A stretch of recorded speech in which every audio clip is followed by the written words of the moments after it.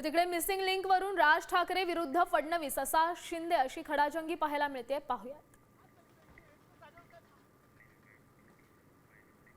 Missing link वरती म्हणे ते काय कोसळला, खांब कोसळला आणि पाणी सगळीकडनं येतंय, त्याचं म्हणे राजकारण करू नका। अरे वा, त्याच्यावर बोललं की राजकारण। मग इतकी वर्ष आपण काय करत होतात? स्वतःच्या अंगाशी आल्यावरती ते राजकारण, विरोधकांचं राजकारण असं कसं होईल? आणि काय म्हणतायत म्हणे, एक वेळ मला बोला पण महाराष्ट्राचा अपमान मी सहन करणार नाही। वा रे वा, लोक त्या मिसिंग लिंक बद्दलच बोलतायत, महाराष्ट्राचा कुठे अपमान करतायत? विधानसभेमध्ये भाषण केल्यानंतर अनेक लोकांना माझ्या भाषणाची मिरची लागली।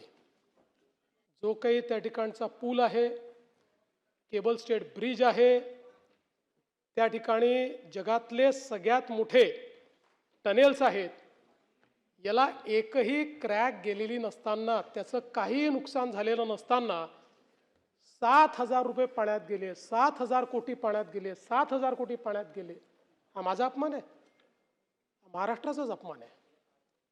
खोट्या बातम्या पेरणं, अफवा पसरवणं हा महाराष्ट्राचा अपमान आहे। जे लोक महाराष्ट्राच्या प्रकल्पांची बदनामी करतायत त्यांना आपण काय म्हणणार? काही लोकांनी तर म्हणाले हे देशाचे शत्रू आहेत, मोदीजींच्या बद्दल जाऊन बाहेर प्रदेशामध्ये देशाची बदनामी करतात, आपल्या प्रधानमंत्र्यांची बदनामी करतात। आता इथं महाराष्ट्रामध्ये, राज्यामध्ये राहून महाराष्ट्राची बदनामी करणारे कोण? महाराष्ट्रद्रोही म्हणायचं आम्ही त्यांना? हे महाराष्ट्रद्रोहच होऊ शकतो।